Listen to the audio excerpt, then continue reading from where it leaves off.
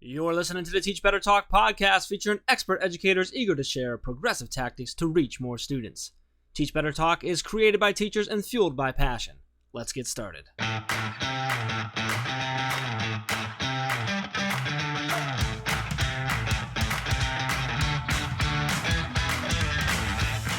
Hey everyone, welcome to episode 156 of Teach Better Talk. My name is Ray Hewart, and as always, I'm with my sicko friend, Jeff Gargas.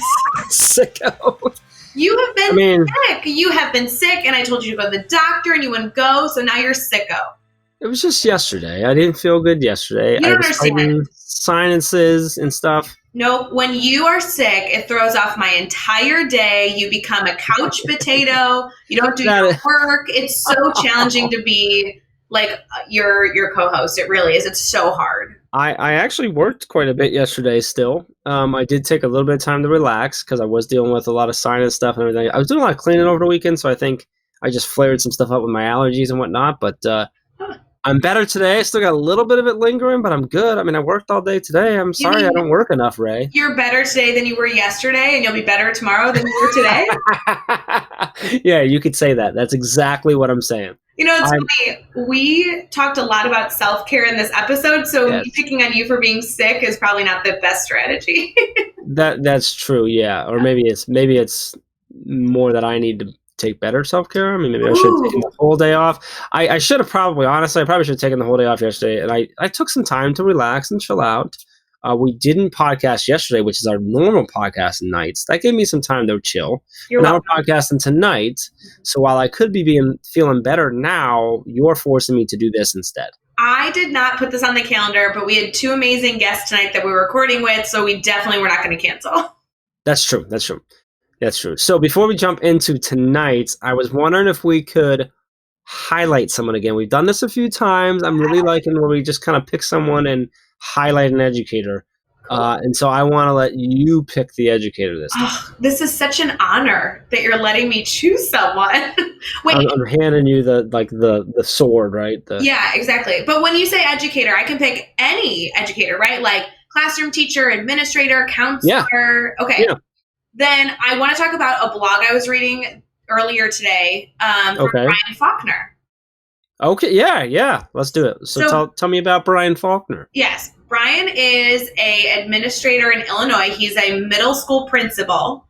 Okay, so your people. Oh, he's totally my people. And he's actually a principal of a few of my friends over at Caitlin Middle School. And Caitlin Giordano is actually one of his teachers.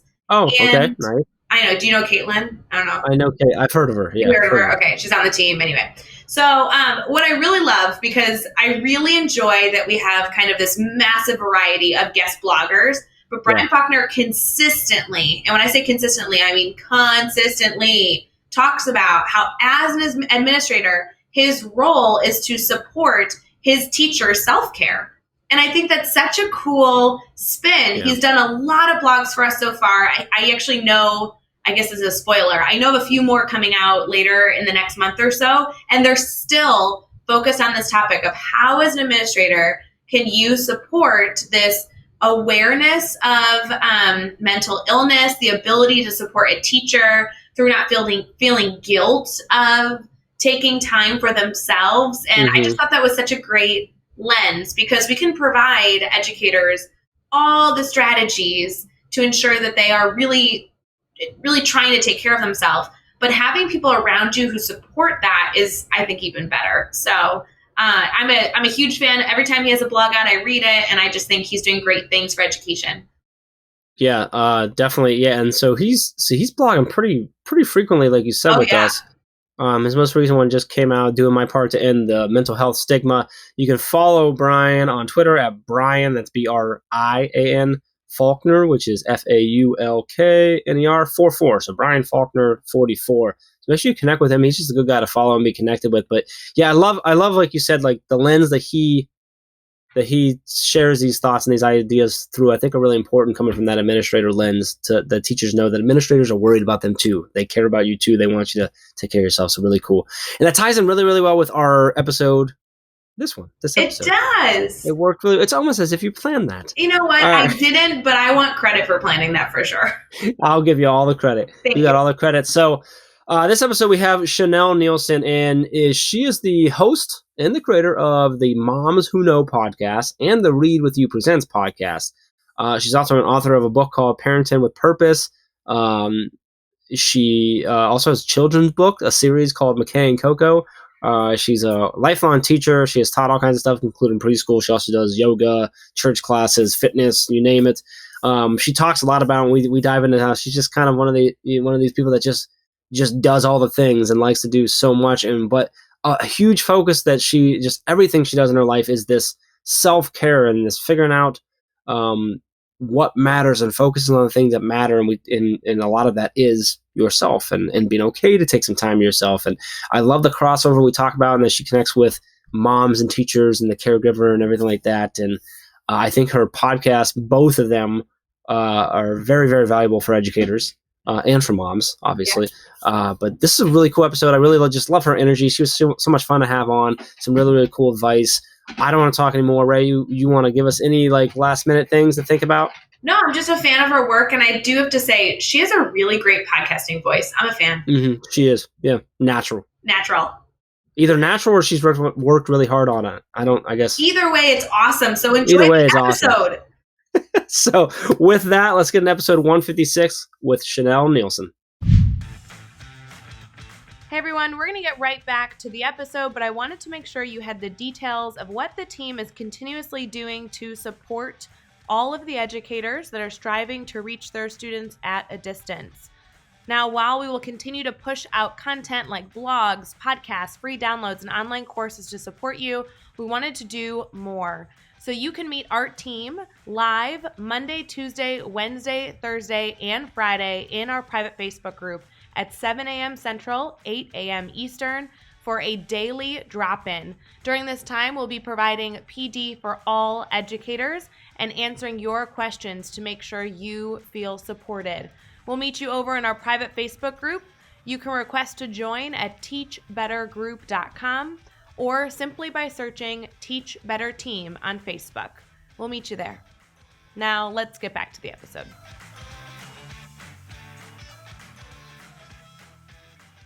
All right, we're here and we are chatting with Chanelle Neilson. And Chanelle, it's so awesome to have you on the podcast. Really appreciate you taking some time out of your day and chat with us today. Really excited to kind of get to know you, dive in and hear a little bit more about your story. But before we get too deep in there, how are you feeling right now? Oh, I'm feeling good. I'm just excited to be here.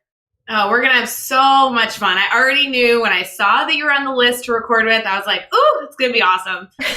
So well, I want to make sure our listeners can get to know you too, because obviously I know a lot about you, but would you mind kind of sharing with us kind of that typical answer of describing all that you do? Yeah, for sure. So I am a mom of 5. I have 5 kids. Oldest is 16. The youngest is 3. I think that that's probably how I define myself the most because that is where I spend so much time and energy is in mom life. I am also a podcaster. I podcast in 2 different places.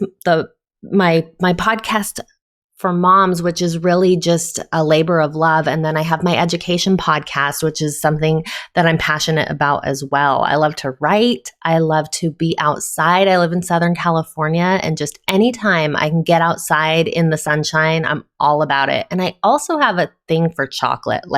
The darker, the better. My kids say I like to eat dirt flavored chocolate, but you know what? It's good. It's good for you, and it's good to me. I love it. Geez. So 5 kids, 3 to 16. That is crazy. I have 2 kids and I'm like, that's 3 too many. So 5 is incredible. So your energy level has got to be intense. So I want to dive right into the podcast. So there's 2 different podcasts, correct? That's right.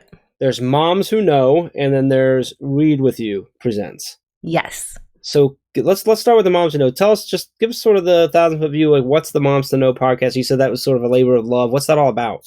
So Moms Who Know is about simplifying motherhood. And the whole idea there is that moms can do less so that they can focus on what matters most. And that's something that I'm really passionate about because I see so many moms getting overwhelmed and getting really caught up in doing all the things that we think we have to do, the fancy birthday parties and having our kids in all these sports and doing all these things. And then we're missing some of the things that not only matter, to our relationship, but even that studies show that really matter, things like family dinner and connecting and building that strong relationship in marriage so that the kids have a stable home and all those most important things. And so my hope with the podcast is to really help moms to tune in to what matters and give them permission to let go of that other stuff that really doesn't, because we feel a lot of pressure to do it all.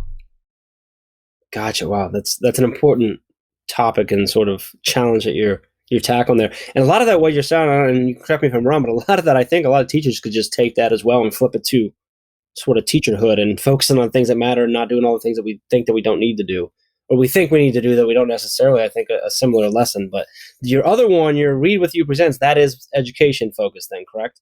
That's right. And that's really interesting you say that about that correlation between teachers and moms. That's something that's come up in my podcast quite a bit in my Read With You Presents is we do talk about self-care for teachers because both teachers and mothers are caregivers in a way. They are putting so much energy into young lives and into, really helping and nurturing in that nurturing role. And a lot of times when you get into that position, you start to forget about yourself. And so, on Read With You Presents, we do talk about that as well as all other aspects. I have so many fun guests in different aspects of education. It really runs the gamut with all different kinds of things, but that's been a lot of fun too, to really learn different things about education. I was a preschool teacher for 8 years and I was a substitute teacher in my school district. So I have some experience in the classroom, but learning from other educators and administrators and people who are developing curriculum and all those kind of things has really deepened my understanding of what education is. And so that's been really eye-opening and fun for me as well. Very cool. So, all right, that was awesome. I appreciate you kind of diving into both of those. And I assume we can find all of those on your typical podcast platforms, correct? That's right. Yes. And we'll make sure to have all that linked in the show notes as well. So let's talk about, something we talk about on this podcast a lot is failure. And I always talk about how I've been very fortunate to fail a lot in my life because I've learned from each one of those failures. So can you tell us a story about a time that you've had a failure in your life? Kind of share with us what happened, how did you overcome it, and then what did you learn from that experience? Okay, well, let's just, now that we know each other, can dive right into the embarrassing stuff. So we'll go there. Love it. Yeah, I was nominated in college as Woman of the Year. And I thought that was really great at the time, like really an ego boost. I felt so great about that, right? And then they said in years past, they had this whole process for how Woman of the Year was decided. But the year that I was nominated, they said, we don't have time for all those other things, writing essays and voting and those kind of things. There's one determining thing if you are Woman of the Year, and you have to be in a talent show. And I was like, oh my gosh, what on earth am I going to do in this talent show? And I racked my brain to try to come up with a talent. And I didn't come up with one. But what I decided to do, have you guys seen the movie Chitty Chitty Bang Bang? Yeah. No. Jeff, you haven't? You're missing out. No, okay. It sounds like fun. You have to go watch it tonight. It's a must watch. Yeah, this is a classic movie. Dick Van Dyke and it is Dick Van Dyke, or maybe it's not. Anyway, it's in the 60s. It's old. It's totally retro, right? It's this fun, funky movie, but there's this woman in it who pretends to be a doll in a music box. And so I thought, well, I was on drill team in high school. I'll pretend to be a doll in a music box. And I was on this rotating platform doing this dance. And to say it was a failure is just a massive understatement. I cringe even talking about it now. Like, it is so embarrassing to picture myself up there. It was bad. It was really bad. I did not win Woman of the Year with that performance. And it was really embarrassing for me, actually. But what I learned from that failure was this. not all talents can be performed. And sometimes we limit ourselves and we put ourselves into this box. Like I'm only talented if I can perform it. I'm only successful if I make money. I'm only this, if it leads to this. When really the definition of talent is broader. The definition of success is broader. There's so much more than we sometimes give ourselves credit for. And so for me, I needed a little self-esteem boost after that. And it really gave me kind of a desire to search for my talents, to learn more about my talents, and to discover those hidden talents that I didn't necessarily know about or connect with before. And in finding those, it helped me to redevelop that self-esteem and to figure out I was Woman of the Year in my own mind, if nowhere else. So. Oh, I love that moral. That was like gold. So cool. Yeah, I love that, because so often I think we think we have to do X, Y, Z in order to consider to be talented or successful or whatever, or to be happy even. Yeah. And sometimes it's stepping back and realizing, no, like, what is that for me? What are my talents? What's my happiness? What's my purpose? What am I supposed to be doing? I think that's really cool that you got there. So let's flip that now. Let's talk about a successful moment you had. This can be something big or something small, but tell us what happened. Why was it a success for you? And then what did you take away from that experience? Okay, so one of the things that I talk about often that was really a defining successful moment for me was figuring out how to do self-care with 5 kids, and actually started with 4 kids at kind of my low point. So I had 4 kids in 6 years. That means my oldest was 6, my youngest was a newborn, and all of my time, all of my attention was really kid focused, because when you have that many kids, it kind of has to be. And I shouldn't say that it has to be, because I learned that it doesn't have to be, but it felt like that. It felt just relentless and exhausting. And I started to feel really grumpy and tired and stressed all the time. And so at that point, I started a morning routine that became a non-negotiable for me. Every single morning now to this day, I take time by myself before my kids get up and I do something for me. And so what that usually looks like is yoga and some reading, some study, some journaling, some different things. But that has been such a success for me because it's allowed me to develop my talents. It's allowed me to grow into a person who, I feel like I'm still a person. But when I named my podcast, I almost named it Moms Are People Too.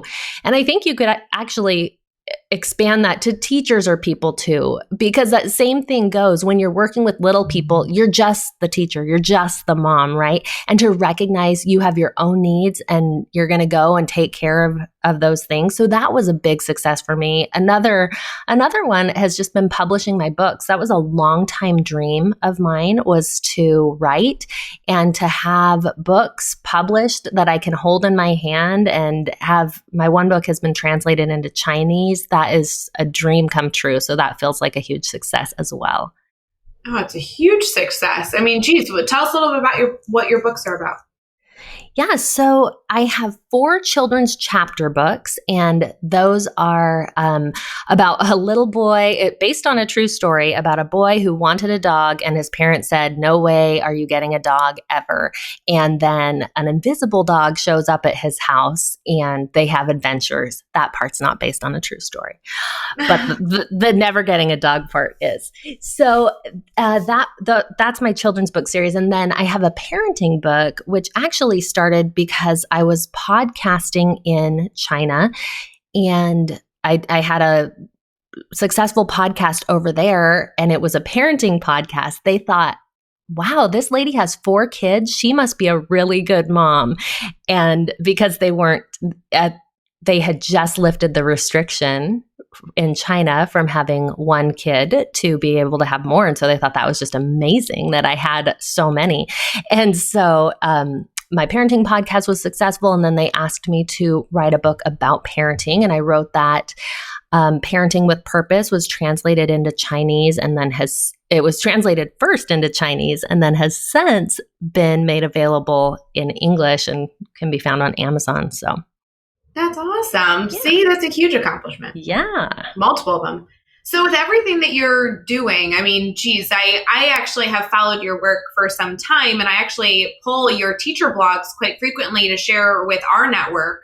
But with all the things that you're doing, you know, what's really keeping you excited about education and all that you're involved in?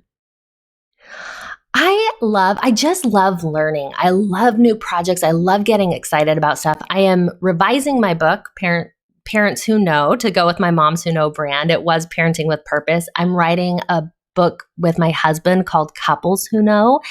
And I'm currently working on a virtual summit, which has been so amazing. I have speakers talking about sharing their stories, really, of finding their purpose in life. And that's something I feel like is so valuable as we're all kind of trying to do the thing, and really, like Jeff said, to find our purpose and to define what our purpose is or what success is for us. As we really hone in on what our purpose is, then we're able to branch that out and then say, okay, I know what I'm here to do. So therefore, this is what success means. So those are some of the projects that I'm working on, but I'm the kind of girl who I just love ideas. I always have to rein it in. And I think that's why I'm so passionate about simplify, because I want to do it all.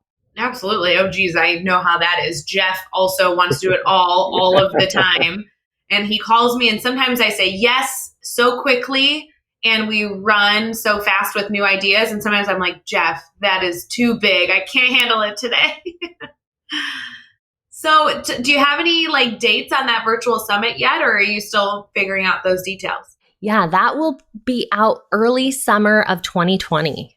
So exciting. We are looking so forward to that. I've been working with a team of interns, and just to see the excitement and to see the caliber of people that they are, reaching out to and who are sharing their stories is so awesome. The more, every time a new person comes in that's involved in this summit, it's just so exciting.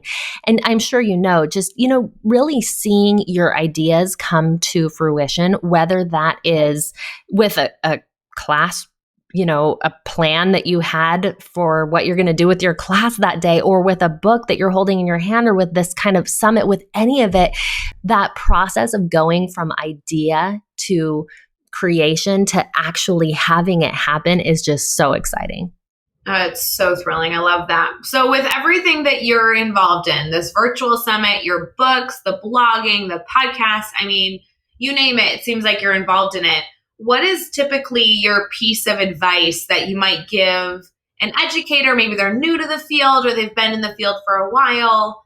What type of advice do they need to ensure that they are reaching all of their learners? Yeah. Okay. So I have a few, but the first and foremost, is that as teachers, as anyone who is working with kids, we have to take care of ourselves. We have to get in that self-care. So what I like to emphasize with self-care, it's not prescriptive. It's not like a one size fits all. Like, oh, for self-care, you must take a hot bath every day. You must get your nails done, or something like that. And I think that's sometimes what we think of. But in all reality, self-care is pausing and checking in with yourself to say, okay, what do I need in this moment? What is my actual need? And sometimes it's going to be, you need to connect with a friend. You need social because you've been talking to second graders all day. Sometimes it's going to be, the need for something mentally stimulating, or a mental break where you're doing something like meditation. So taking that pause and understanding what you really need is a powerful thing for anyone who is in that nurturing role. And then another piece of advice that I would give is, when you're working with kids, listening is such an important part of leadership. Kids don't always have the words to tell you exactly what they need, but when you really listen between the lines kind of, and you connect with them, you're able to understand. I love the thought and the saying that children who need love ask for it in the most unloving of ways. And it's something that I've reminded myself a lot, whether in preschool or with my own kids, when they're acting out, it usually just means they don't have the words to express all of their feelings and everything they need, but they need something. And so learning to listen to the words that aren't being said is a skill that I think we can all hone in on and work on, and just to recognize that kids need that connection. They need that love. And even when they're like acting so horrible and you just wish you could get a ruler and smack their hand like the old days or whatever, that it's really about they need you. They need that connection from you, as hard as that is. So those are some of my, probably the biggest things that I would say to new teachers, because there's so much on the technical side, right? There's so much to figure out, curriculum and doing all these things and administration and all those kinds of things. But really, the things that we sometimes forget are the other side, the softer side, the heart side of everything. Boy, I don't know if you know, but our colleague Chad Ostrowski right now is like high-fiving you virtually, because he talks all the time about how everything that a student does is data. It's something that we can use, something we can listen to, something we can use to then get to know them better and to be better for them. And that's what you're talking about, this listening and reading between the lines and understanding that everything that they're doing is trying to tell us something, even if they're not saying it in the way that we maybe think it should be said. So yes. That goes for just humans in general, I think. A lot in general, I love that you say, like, one of the most important aspects of leadership is that listening. And that goes all the way up from, in regardless of what industry you're in, what kind of people you work with, or whether you teach or not. So I love that. That's great advice. So let's have a little bit of fun now. What we're going to do here is the next 6 questions. We're going to do these, and your goal is to answer each one in 15 seconds or less. You ready to go? I think so. All right. I'm ready. All right. What is one piece of EdTech or tech that you cannot live without? Okay, I am going to say my calendar, and that is both my online calendar and paper calendar. You do both? I do both.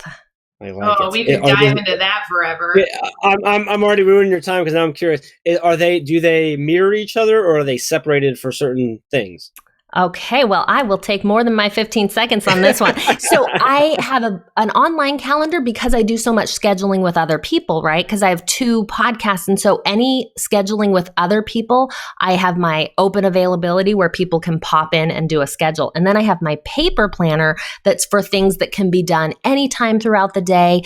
And it includes my to-do list. I have this wonderful planner. It's by Thriving in Motherhood. Love it. And it's context-based. So it's a calendar as well as a planner. It's got meal plans. It's got everything that I need. So that's my second brain. And then I have my online virtual scheduling with other people calendar.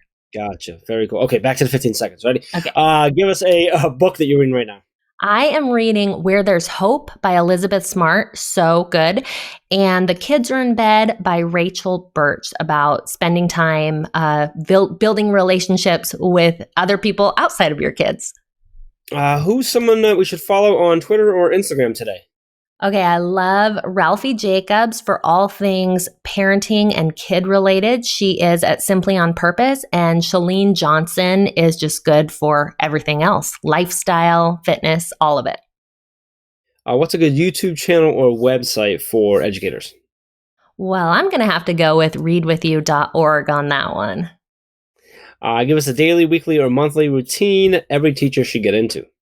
Okay, definitely daily self-care. If you like yoga, it's yoga. If you don't like yoga, meditation, qigong, deep breathing, some form of meditative self-care. And what is the best piece of advice you've ever received? The best piece that comes up over and over for me is trust God. I often need the reminder. She nailed it, Ray. Completely. Oh man, I feel like I was following along. I'm like, okay, I love all of these pieces of advice, and I love the self-care because we really do need that reminder to take care of ourselves. Mm-hmm. So important. So before we end our session, I really want to make sure our listeners can connect with you and the blog and the podcast and the books, everything. I feel like we We could talk forever on these topics. Would you mind kind of sharing how people can stay connected? Yes, definitely. So on social, I am most active on Instagram at Moms Who Know Podcast or at Read With You One. One is my education, one is my mom, side. You're welcome to join me for both. And then my websites are momswhoknowpodcast.com and readwithyou.org. All right. And, you can find all the links and everything we talked about here in this episode over at teachbetter.com, as well as those really important links for connecting with Channelle and keeping the conversation going. So make sure you head over to teachbetter.com for all of that. Be sure to hit subscribe so you don't miss any upcoming episodes. And if you can give us a rating and review, we'd really appreciate that as well. Let's keep taking this one step further. Think of just 3 of your colleagues who need to hear these amazing stories and share this podcast with them. Channelle, this was awesome. I really appreciate you coming on, sharing your insight. Excited for people to check out both your podcasts, to dive into your books.